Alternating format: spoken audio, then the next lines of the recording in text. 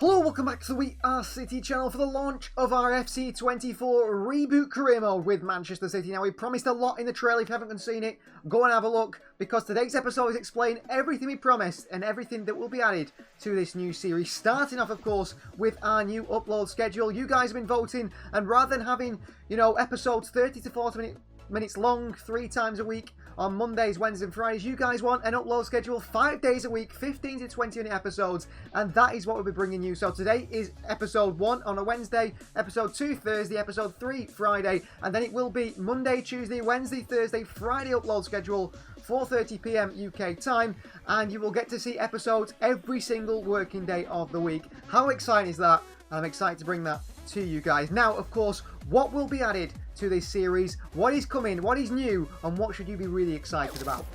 Well, the series will kick off with the Manchester City Pre-Season Tour 2024. We will play in each one of the sides that City will play in pre-season. We'll play an official pre-season with Manchester City, playing the likes of Celtic, Barcelona, AC Milan and Chelsea, just a few of the teams on City's pre-season tour list, which is really exciting. We're going to see a lot of the young players probably get game time. We're going to experiment with Pep Guardiola's tactics, experiment with how we want the side to work and play in this FC24 career mode, and how we can get things working going into the new season. That is how the series will start, but how will Season 1 end? Well, Season 1 will end with another exciting new game mode, because the FIFA Club World Cup, a new expanded Club World Cup which has been added by FIFA to the end of the season, will be in FC24. We will be playing that at the end of the season, and that is another exciting new added element to this series. City will be playing no longer against 4 teams in the Club World Cup. They are already there, and they will be playing the likes of Chelsea, Barcelona, Real Madrid in the FIFA Club World Cup. An exciting, prestigious tournament which might eventually overtake the Champions League, and it will be in this series. Well, the FIFA Club World Cup won't be the only new added element to this series in terms of game mode, because the new expanded, the newly formatted UEFA Champions League will be in this series as well. We will be playing the Swiss model, the league table, no more group stage knockouts.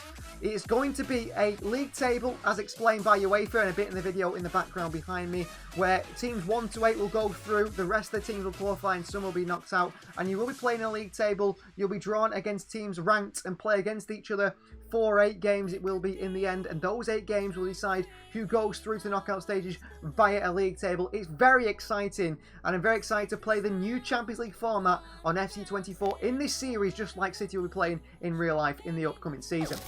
And of course, keeping things new and fresh, we have added to date, as this date right now, every single new transfer, such as Kylian Mbappe, one of the bigger ones, to Real Madrid. We've got Michael Olise playing now at Bayern München in Germany after a big money move from Crystal Palace. Douglas Luiz has moved from moved to Juventus from Aston Villa in a swap deal with Samuel Ing Jr. and also I think Barnechea, the midfielder, as well from there. All the transfers have happened. We've got Matthijs de Ligt playing for our rivals Manchester United coming up against us. The likes of Joshua Zirkzee also at Manchester United as well. So plenty of exciting transfers in the Premier League. And we've done all the transfers around Europe as well, like Joao Palhinha moving from Fulham to Bayern Munich. Not just the big teams, the small teams, pretty much any team we're going to face. I just went through Fabrizio Romano's Twitter account, and everything I saw, I made the move. The Premier League ones, the smaller ones, Max Kilman to West Ham United perhaps, Archie Gray, a youngster linked heavily with Manchester City, making the move to Tottenham Hotspur, and that's quite a good move actually. I think he's a very good young player.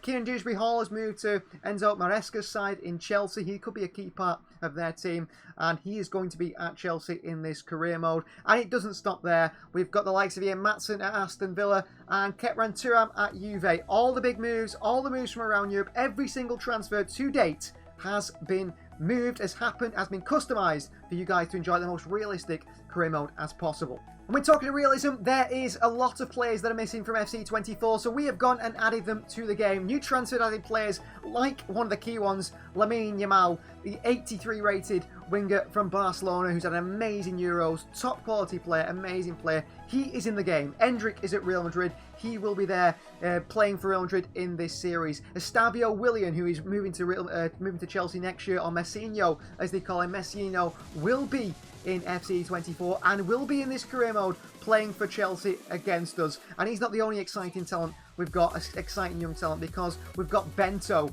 who plays in the Brazilian league, perhaps the player the goalkeeper tipped to take over from Edison and Ellison and the Brazilian national team. We've got Fluminense's Andre as well in there, a player that is heavily linked with Fulham, with Manchester City, with Liverpool and other teams around the world. Andre is in the game, the Fluminense midfielder. And we don't stop there. We haven't just added Brazilian talents. A lot of them are Brazilian talents, to be honest with you, because they tend to be the ones that are missing from the game. We've got Safanov, the Russian goalkeeper who is now at Paris Saint-Germain, the new goalkeeper there, second choice. He will develop pretty well. We've got Luis Guilherme, who's moved to West Ham United, a new exciting Brazilian talent in the Premier League.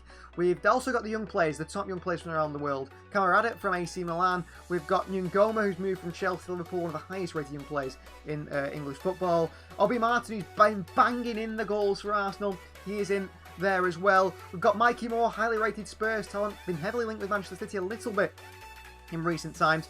He's a big talent. We've got Shea Lacey of Manchester United. He's sort of their diamond, the key player in that Manchester United team. And these are not the only players we've added. We've added plenty more as well around the world, young players around the world. Pedro Lima of Wolves, he's another one recently signed there from the Brazilian league. He was actually expected to go to Chelsea as well, wasn't he? Noah Darvic of Barcelona, very highly rated young German who's coming through the Barcelona youth system after being signed by them. Mastuan Tuono of River Plate, he might be one we'll go to look to sign. And even Gustavo Nunez of Grêmio as well. Really exciting players, all added, and plenty more than the ones I've just shown you. We've got new custom tactics as well for every team nearly in FC24, especially teams they're going to be coming up against. You can see Mikel Arteta's Arsenal tactics on the screen.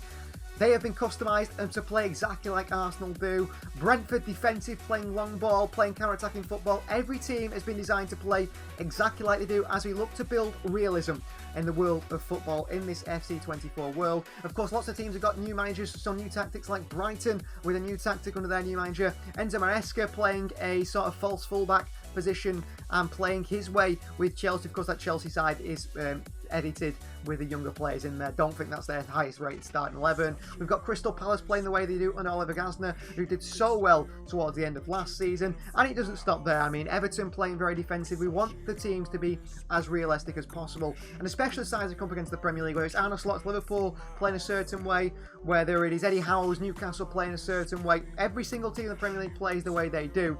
And so do they do in the Championship. But it doesn't stop there, because like I said, we've gone all around Europe as well. So Roberto De Zerbi now at Marseille. His Marseille side will play the Roberto De Zerbi way. We will see Bayern München play the Vincent Kompany way under the new manager, with false fullbacks play the way he did at Burnley. This has taken a lot of time to implement. We've got Xabi Alonso's Bayer Leverkusen playing the way that Xabi Alonso wants his side to play, and that is the Bundesliga. All the Bundesliga teams play the way they want to play. I'm just showing the bigger teams.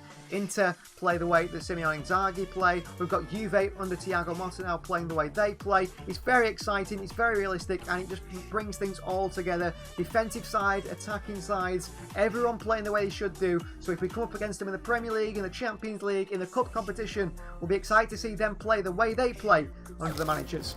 And of course, teams have been moving around. Promotion for Espanyol to La Liga. We've got Como, an exciting side under Cesc Fabregas, making some big signs in Serie A as well. And of course, we have the big promotions to the Premier League in terms of Ipswich, Southampton and Leicester. And every single promotion, relegation across the top 5 leagues across Europe, if they're in the game, they've been moved about. We've made it realistic, so those sides are moving. Ipswich back in the Premier League, Southampton and Leicester back in the Premier League. Exciting teams to come up against new teams.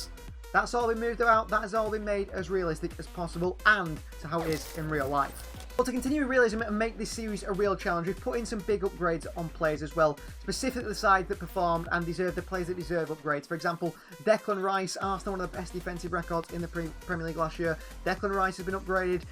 Behind him, Gabriel, a centre-back.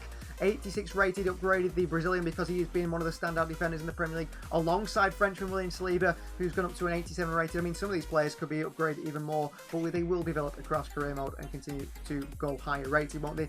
David Raya, a goalkeeper, 85 rated. He has been upgraded as well and added to the Arsenal side on a permanent transfer because the transfers have been made as well. And Ollie Watkins, for example, a standout player, one of the top goal scorers in the Premier League. He has been amazing for Aston Villa, been really good for England in the Euros as well. Standout player, scoring that massive winner in the semi-finals. He's been upgraded. Anthony Gordon of Newcastle, he's an 84 rating now, linked with Manchester City, linked with Liverpool. Of course, this will also improve the quality of teams playing against us.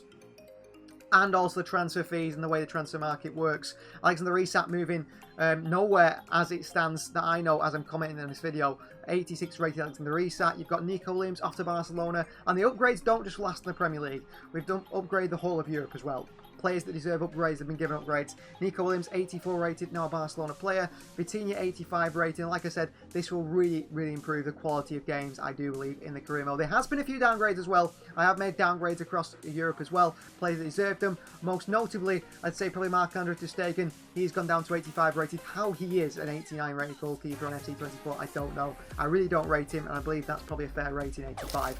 Well, speaking of realism and challenging gameplay, that is what we've aimed for. So we have added these new sliders. You can pause this video, change them, user and CPU sliders to make this gameplay not only the most exciting, the most entertaining, but the most realistic and the most challenging gameplay we've ever faced on a career mode on this channel. And that is why I'm getting so excited. And the realism, honestly, does not stop there, because we will keep going a step further, and then another step further again.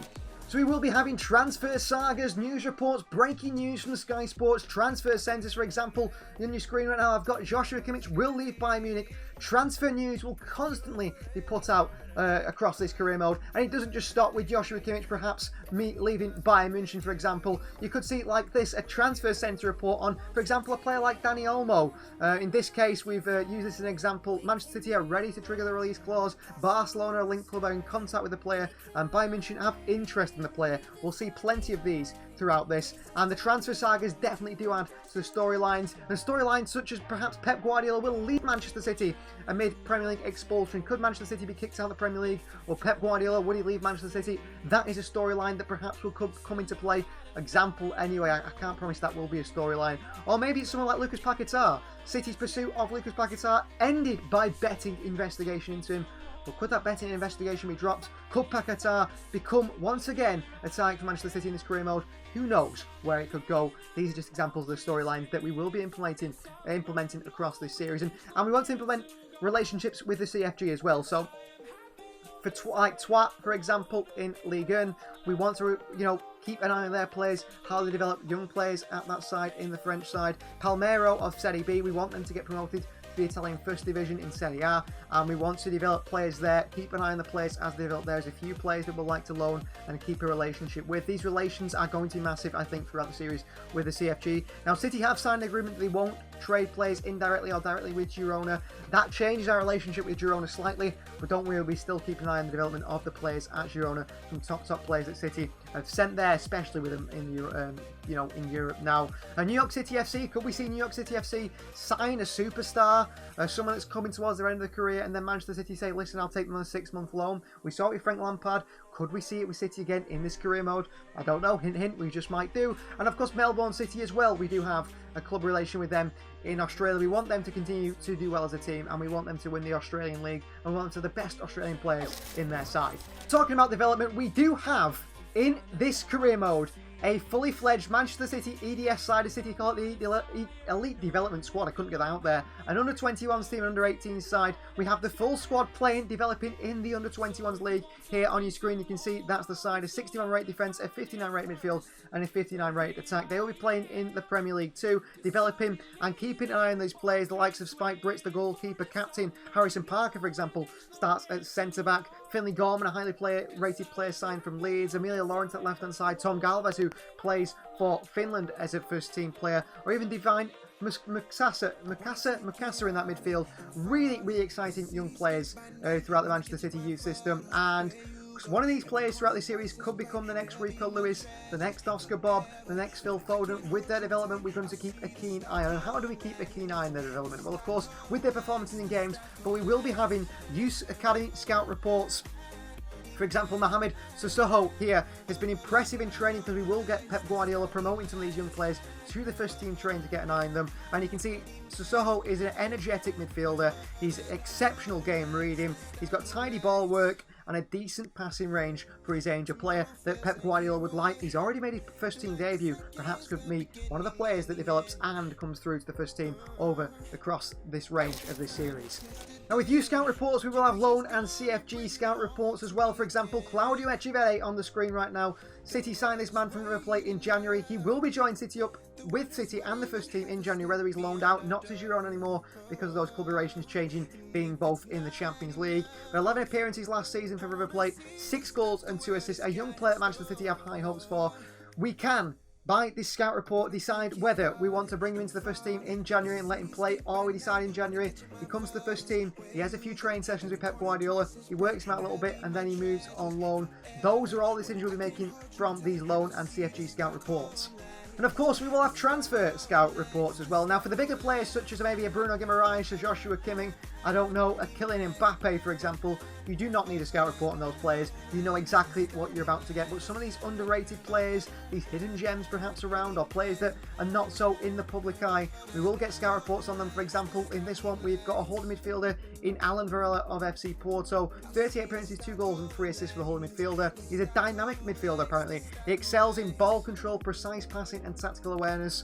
And his defensive skills and ability to dictate play make him a key asset in midfield transitions. Perhaps he's a player that we target to replace Calvin Phillips in the Manchester City team, and we will find that through our transfer scout. Then we'll look at our transfer target, what budget we give our transfer target. For example here, Calvin Phillips, 76 rated, we want to get rid of him, or he already might have left and we want to replace him. These are the 6 key points we're looking for in that player. We've got a budget of £85 million, and one example is Bruno Guimaraes there. He's valued between 107 and 85.5 million. City wanting to get him maybe around that fee. 86 rated midfielder. City want to bring him in and play him alongside Rodri, and that was how we would decide which players to sign. Of course, we'll probably do some community vote as well, some community polls, and let you guys get heavily involved in what happens also, as we always tend to do, because this is a channel where we all come together. That is the first episode over. It's purely an introduction episode, letting you guys know exactly what to expect in this series, and you'll see it play out across the channel as this series progresses. Of course, 5 episodes a week. This week it will be, of course, the first episode on Wednesday, so just tomorrow's episode and Friday's episode, where we will be introduced to the squad as well, and of course the transfers, the targets and everything as well. I'm so excited. Then probably next week or before the end of the week, maybe on the Friday episode, we will get into pre-season with Manchester City. And there's just so much for this series. I'm so excited for it. Please do like the video if you haven't already. Please do subscribe to the channel if you are new. Let us know in the comments below how you feel about this series. Let us know if you're excited, because, of course, you guys are the core elements of the channel. And I'm so this is the most excited I've ever been for a career mode. Bringing all this for you guys on the channel. I put so much effort into it, and I hope it pays off with an absolutely entertaining, fantastic, brilliant career mode. Thanks very much, guys. Get ready. This is going to be amazing. We'll see you next time.